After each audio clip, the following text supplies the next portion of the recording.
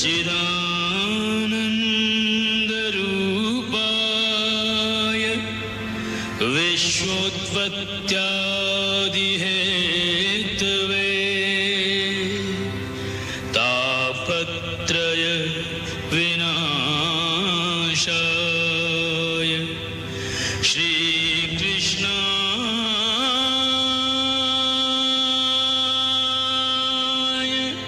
वयं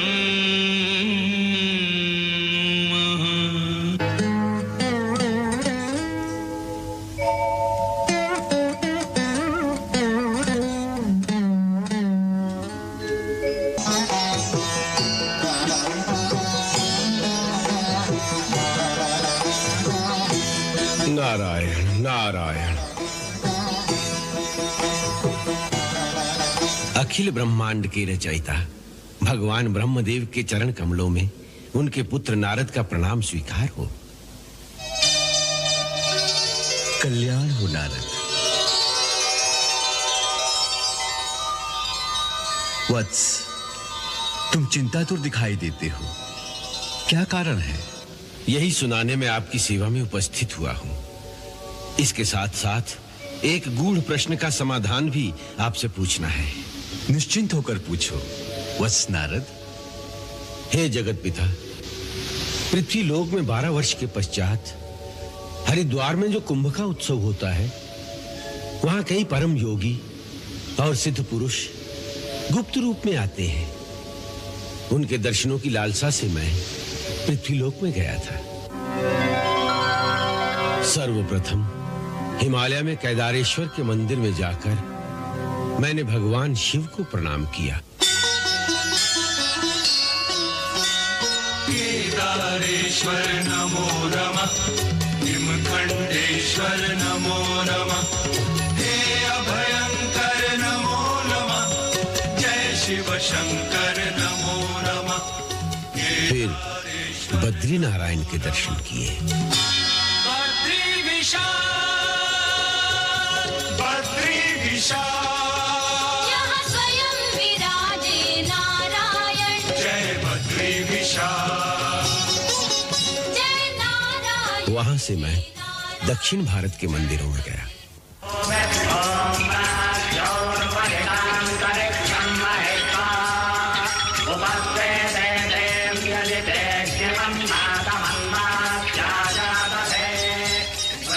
वहां से उज्जैन में श्री महाकाल के मंदिर में गया।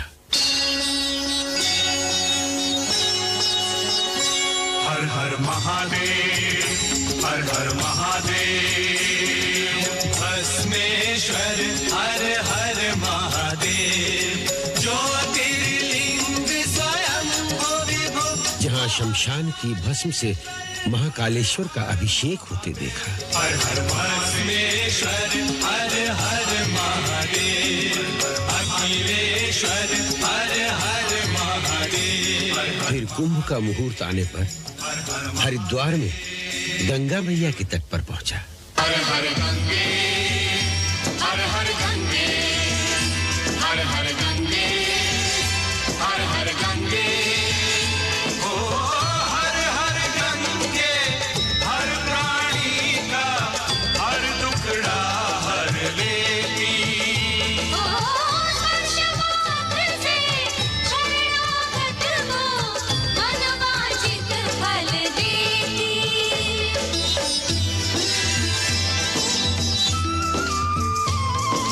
विष्णुपाद पंकज से प्रगटी तू वैष्णवी कहाई।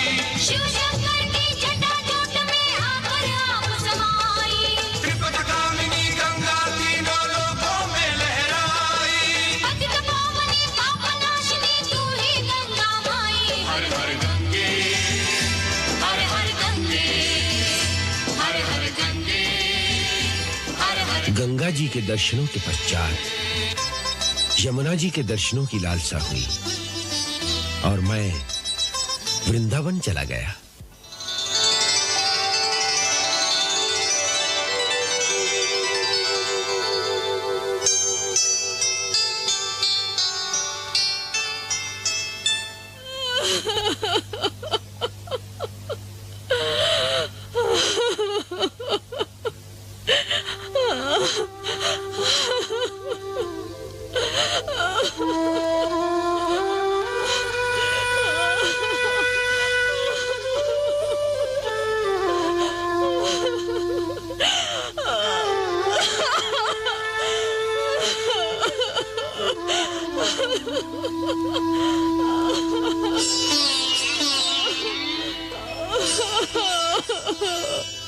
नारायण नारायण।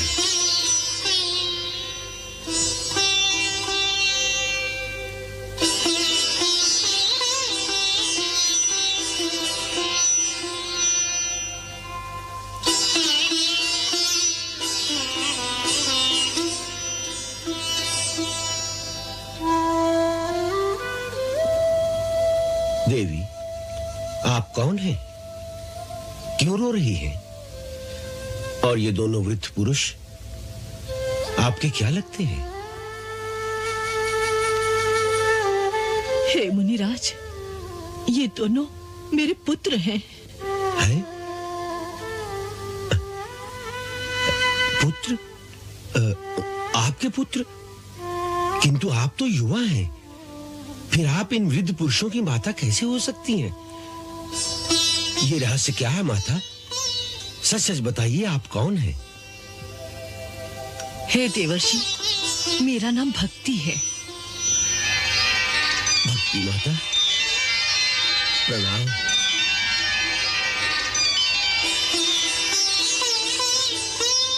और ये दोनों ज्ञान और वैराग्य नाम के मेरे पुत्र हैं। परंतु इनकी ऐसी दशा क्यों? समय के फेर और कलयुग के प्रभाव से लोगों की अधर्म में रुचि होने के कारण हम तीनों का बल क्षीण हो गया था।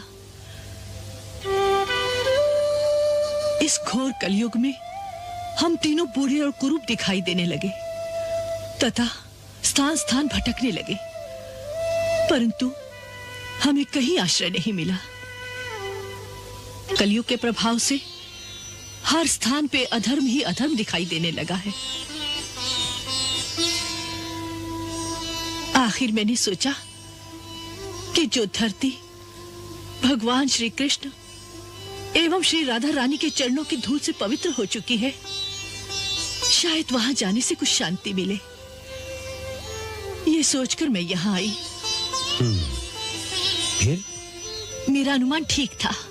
श्री राधा एवं अन्य गोपिकाओं की प्रेमा भक्ति के कारण इस धरती का कण कण अभी तक भक्ति के प्रकाश से प्रज्वलित है। यहाँ के वातावरण में चारों ओर भक्ति की किरणें बिखरी हुई है। इस कारण यहाँ आते ही मेरा बुढ़ापा एवं मेरी निर्बलता दोनों दूर हो गए। मैं फिर से सुंदर रूपवती और नवयुवती दिखाई देने लगी हूँ, परंतु मेरे दोनों पुत्र उसी दीन अवस्था में रह गए।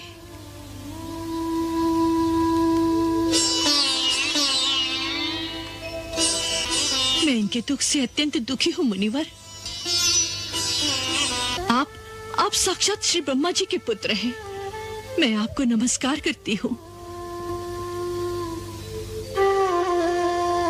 मुझ पर कृपा करके आप मेरा भी समाधान कीजिए, अन्यथा अपने पुत्रों के दुख से मैं ये धरती छोड़कर चली जाऊंगी मैं।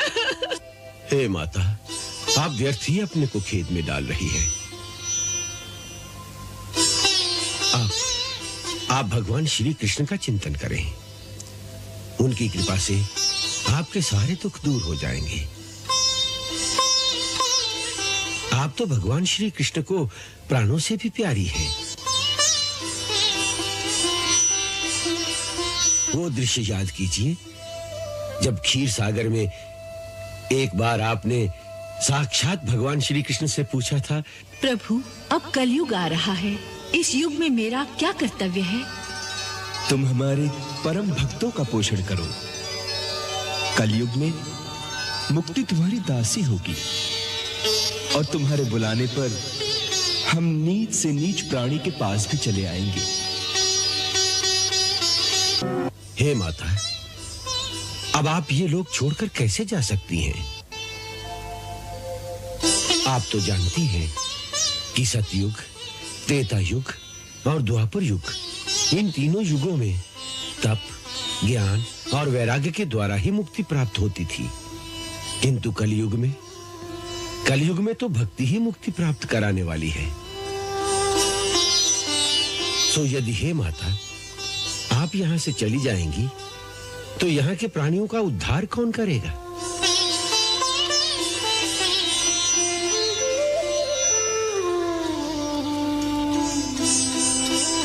किंतु मुनिवर, क्या ऐसा कोई उपाय नहीं जिससे हम तीनों एक साथ इस संसार में रह सके, अर्थात भक्ति, ज्ञान और वैराग्य तीनों की एक साथ इस संसार में वृद्धि हो? कृपया ऐसा कोई मार्ग बताइए। ऐसा कोई उपाय अवश्य होगा, अवश्य होगा। हे माता, मैं आपको वचन देता हूं कि मैं आपके दुख का उपाय अवश्य करूंगा, जिससे आपके ये दोनों उत्साहहीन और निर्बल हो गए पुत्रों को नवजीवन प्राप्त हो।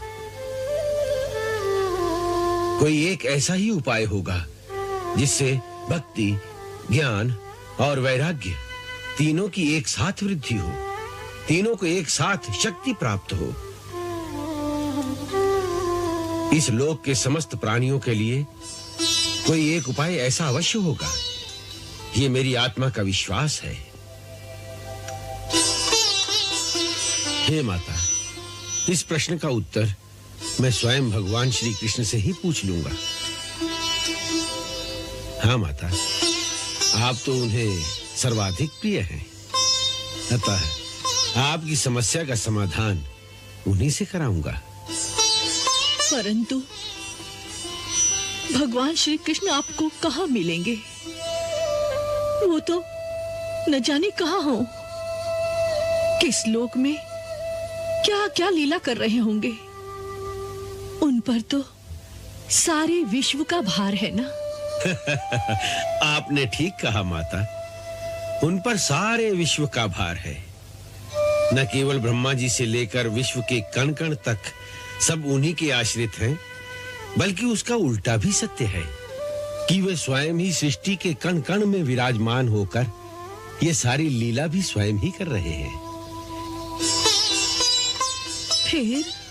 फिर क्या, उन तक पहुंचना मेरे लिए मुश्किल नहीं है।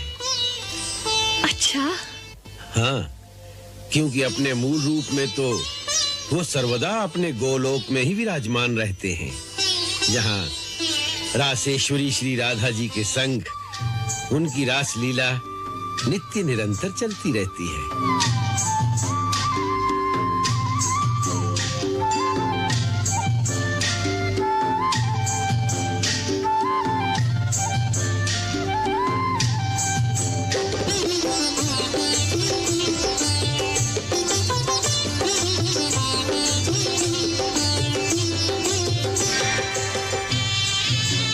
मैं वहीं जाकर उनसे इस प्रश्न का उत्तर पूछ लूंगा। आप धन्य हैं नारद जी। भगवान के उस गोलोक धाम में, जहां हजारों वर्षों की तपस्या के बाद भी योगी जन स्वयं तो क्या, उनकी कल्पना भी नहीं पहुंच सकती। उसी गोलोक धाम में आप इस प्रकार स्वच्छंद रूप से पहुंच सकते हैं। आप तो महान हैं नारद जी। माता, नारद के लिए कहीं भी पहुंचना कठिन नहीं है। भक्ति माता, प्रणाम।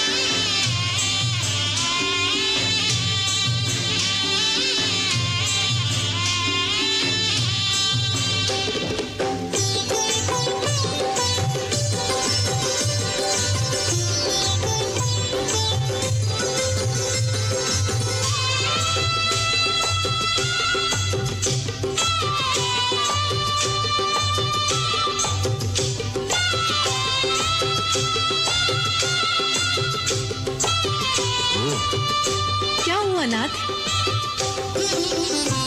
भक्तराज नारद बड़े दुखी दिख रहे हैं। क्यों? हम तक पहुंचने के लिए। तो उन्हें कौन रोक सकता है? उनका अहंकार, थोड़ा सा अहंकार लेकर चले थे, अपना रास्ता भटककर बार बार उन्हीं लोगों में घूम रहे हैं।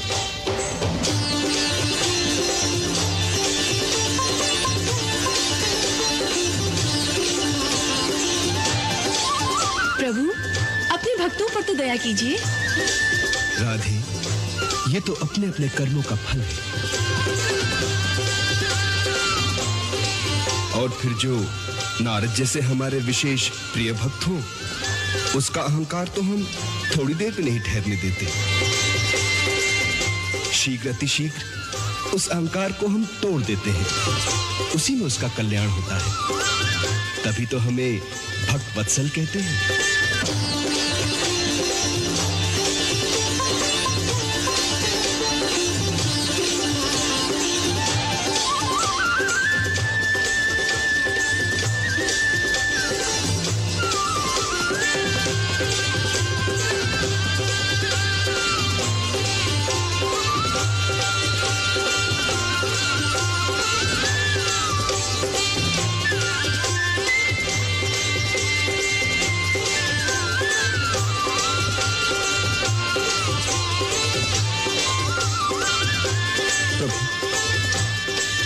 प्रभु ये कैसी लीला है।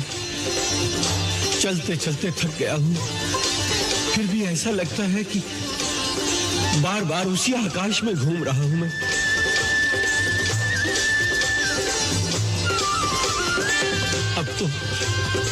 अब तो सारे लोग एक दूसरे से टकराने लगे हैं।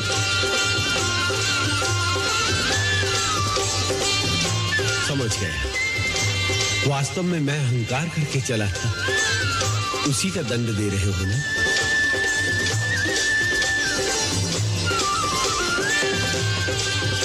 भूल हो गई स्वामी, भूल हो गई, क्षमा कर दो।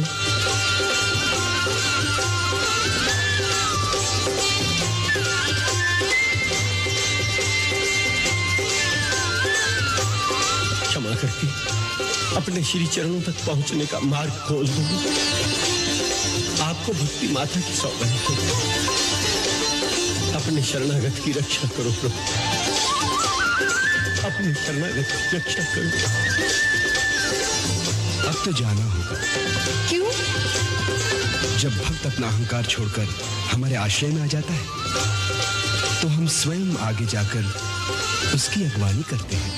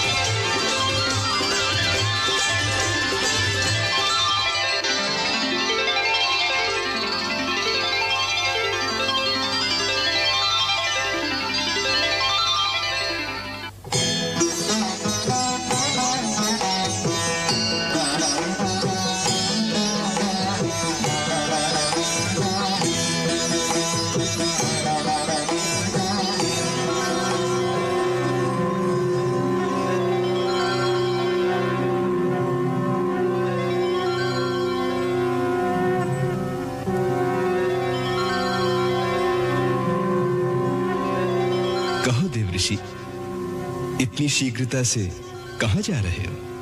प्रभु, आप ही के श्री चरणों में प्रणाम करने आया हूं। तुम्हारा स्वागत है। कहो, क्या समस्या है? प्रभु, आप तो सर्वज्ञ हैं, सबका दुख जानते हैं, फिर भी पूछते हैं।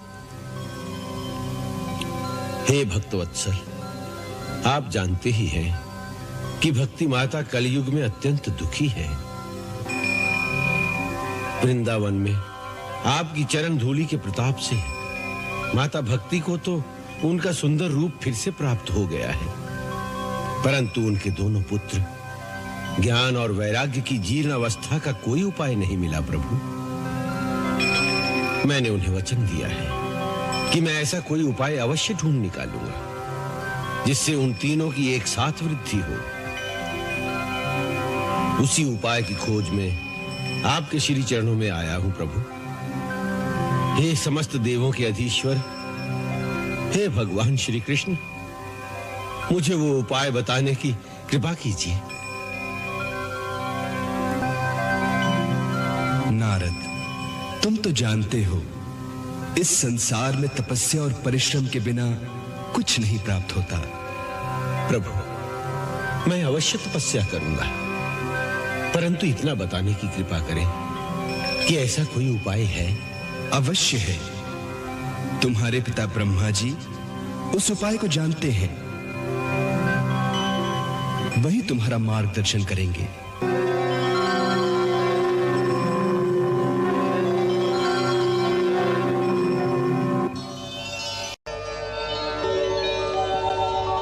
भगवान श्री कृष्ण के आदेशानुसार मार्गदर्शन के लिए आपकी सेवा में उपस्थित हुआ हूं। नारद, कलयुग में सबसे श्रेष्ठ फलदाता एक ही साधन है और वह है श्रीमद् भागवत शास्त्र का प्रवचन। उसके द्वारा भगवान श्री कृष्ण की लीलाओं का गान, उनका पठन, उनका श्रवण, ये तत्काल मोक्ष देने वाले साधन है।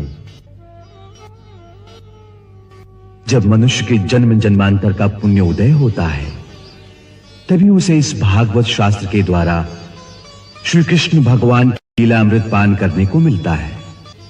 यह भागवत रूपी कथा, जिसके द्वारा श्री कृष्ण भक्ति की अमर गंगा समस्त लोकों में बह रही है, यही कथा परम सत्य व महान सत्य कर्म और परम साधन है। वत्स, तुम इस समय हिमालय के मध्य में स्थित बद्रिका आश्रम की ओर प्रस्थान करो। वहां प्रभु के शब्द विग्रह ओंकार का ध्यान करने से तुम्हें उनके दर्शन होंगे, जो उस महान साधन का अनुष्ठान करेंगे जिससे भक्ति और उसके दोनों पुत्रों ज्ञान और वैराग्य को परम सुख मिलेगा, परम आनंद मिलेगा। जो आज्ञा प्रभु।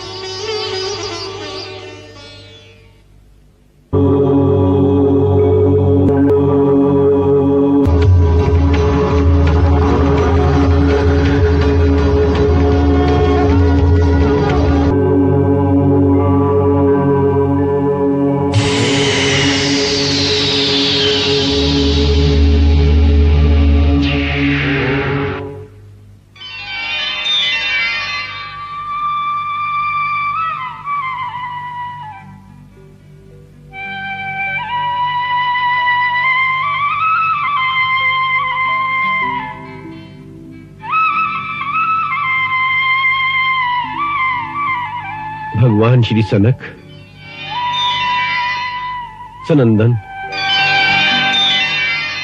सनातन और सनत कुमार के श्री चरणों में आपके छोटे भाई नारद का प्रणाम स्वीकार हो।